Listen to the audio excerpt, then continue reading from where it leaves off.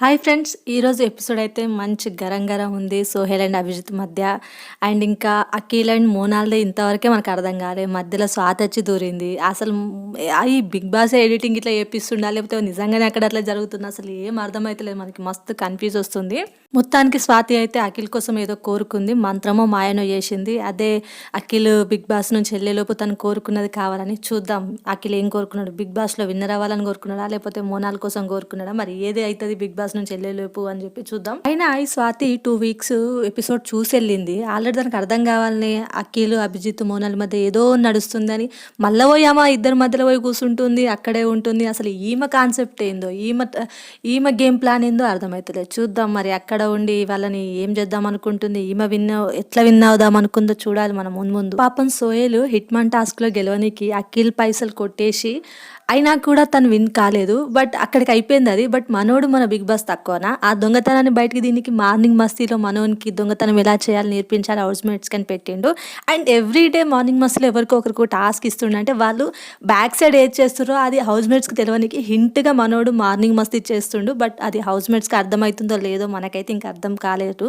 And ఇంకోటి మోనల్ వచ్చేసి అమ్మగారితో మాస్టర్ బెస్ట్ దోశ అని అంటే అవినాష్ వచ్చేసి ఇది బెస్ట్ దోశ కాదు కారం దోశ అంటే మోనాల్ ఇలా చూస్తుంది. అదొక్కటి నాకు నచ్చలేదు. ఎందుకంటే అది అఖిలో అభిజితో అలా అంటే తను ఎలా రియాక్ట్ అయ్యేది, అది అవినాష్ అలా అనే వరకు తను ఎలా రియాక్ట్ అయింది, అదొకటి నాకు నచ్చలేదు. స్వాతి దీక్షిత్ ఒక మాట కూడా అన్నది, నేను వీవర్గా బయట చూసింది వేరు, ఒక కంటెస్టెంట్గా తను వచ్చి లోపల వచ్చి జరిగేది వేరు, బయటికి మనోడు బిగ్ బాస్ చూపించేది ఎడిటింగ్లా అట్లుంది. మరి మనం మనల్ని అర్థం చేసుకోనికి వాళ్ళు చూపించేది. బట్ నాకు తెలిసి స్వాతికి చాలా క్లారిటీ ఉంది అనుకుంటే ఇక్కడ ఏం జరిగినా వీళ్ళు బయటికి పంపేది కొంచెం ఎడిటింగ్ అటు ఇటు ఉంది కాబట్టి అన్ని విధాల తను సేఫ్గా బిహేవ్ చేయాలని తనకు ఒక క్లారిటీ ఉందని నాకైతే అనిపిస్తుంది. ఇవాళ మోనాల్ అఖిల్ మాటల్లో మనకు అర్థమైంది ఏంటి అంటే అఖిల్ స్వాతితో ఉన్నందుకు మోనాల్ అభిజిత్తో ఉన్నారంట. సో అభిజిత్ మోనాల్తో ఉన్నందుకు స్వాతి అఖిల్తో ఉన్నారంట. సో ప్రజెంట్ అయితే అభిజిత్ ఒక్కడే ఉన్నాడు. చూద్దాం మరి స్వాతి అభిజిత్కి తోడవుతుందా, లేకపోతే ఈ మోనాల్ ఈయనను వదిలేసి ఆ అభిజిత్ దగ్గరికి పోతుందా, లేకపోతే ఇద్దరిని వదిలేసి ఎలిమినేట్ అవుతుందా, ఏం జరుగుద్దో మనం చూద్దాం. నాకైతే మొత్తానికి అర్థమైంది ఏంటంటే ఈ మోనాల్ గేమ్ ఆడనీకి వచ్చినట్లేదు, అఖిల్ అభిజిత్ గేమ్లు చెడగొట్టనీకి వచ్చినట్టున్నట్టుంది.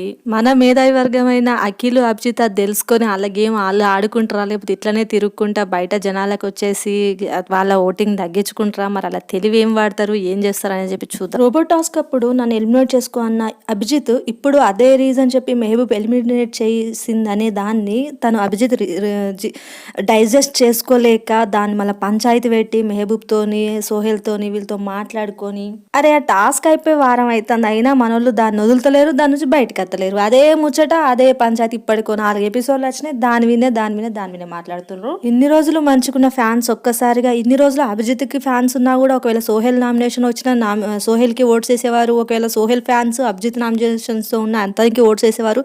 బట్ ఒక్కసారిగా అభిజిత్ ఫ్యాన్స్ సోహెల్ ఫ్యాన్స్ అని ఒక డీవియేషన్ వచ్చినట్టు మనకు అనిపిస్తుంది. అరే టాస్క్ అయిపోయి 1 వీక్ అయిపోతుంది, అందరూ మంచిగా ఉన్నారు, మిగతా కంటెస్టెంట్స్ అంతా వాళ్ళ కథ వాళ్ళు చూసుకుంటారు. బట్ ఈ సోహెల్ ఒక్కడే ఆ టాస్క్ పట్టుకొని తనని తాను చెడగొట్టుకుంటుండు. అవతల వాళ్ళు ప్రొవోక్ చేసినా కూడా ప్రొవోక్ అవుతుండు.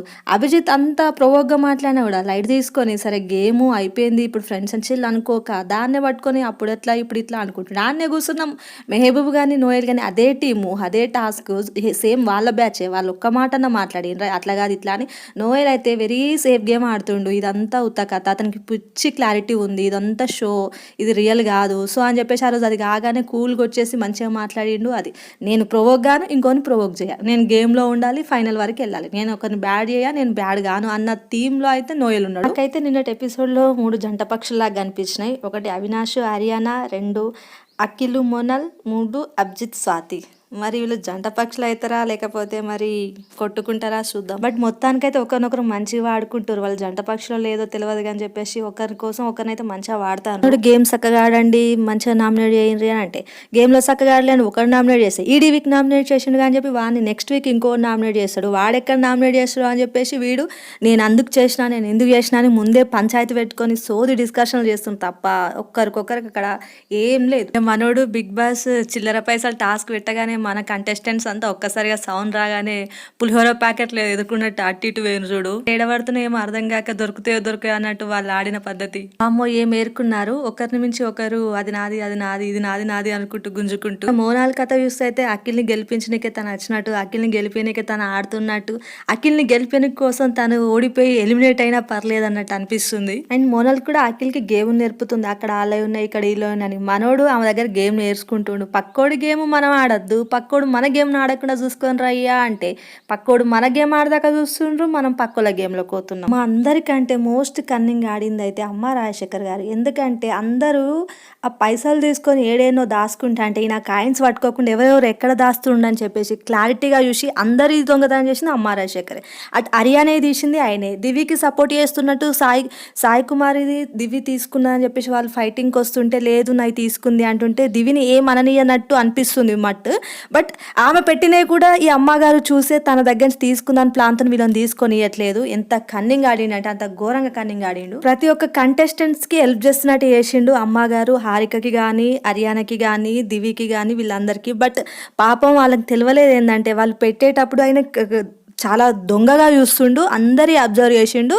ఎండింగ్ మూమెంట్లో వాళ్ళందరి మధ్య తీసేసుకుంటూ పెడుతుండు, వాళ్ళకి తెలియకుండా వాళ్ళ మధ్య తిరుగుతూ వాళ్ళకి సపోర్ట్ చేస్తున్నట్టే చేస్తుండు, వాళ్ళ దగ్గరనే తీసుకుంటుండు. పాపం కుమార్ సాయిని చూస్తే పాపం అనిపిస్తుంది. పాప ఆయన కాయిన్స్ కొట్టేసినప్పుడు ఆల్రెడీ నామినేషన్లు అన్నిట్లయినా టార్గెట్ చేస్తుండు. ఇప్పుడు గొడవ పెట్టేసుకొని అయినా సింగిల్గా ఆడుతుండే, ఎవరు ఆయనకు సపోర్ట్ చేయడు. అడగడం కాకపోతే ఒక ఆడపిల్ల తనని ముట్టినా మళ్ళీ గోల.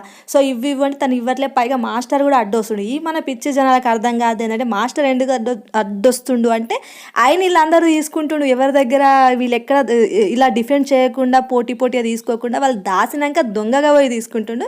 వెరీ సేఫ్ గేమ్గా, వెరీ దొంగగా కన్నింగ్ ఆడిండు. వామ్మో నేనైతే ఎక్స్పెక్ట్ చేయలేదు మాస్టర్ నుంచి. అరే గేమ్లో అసలు దొంగతనం చేసిన అమ్మ రాజశేఖర్ సైలెంట్గా ఉంటే ఏం చేయని సోహెల్ ఉత్తగొరుతుండు, ఉత్తగితను అంటాడు.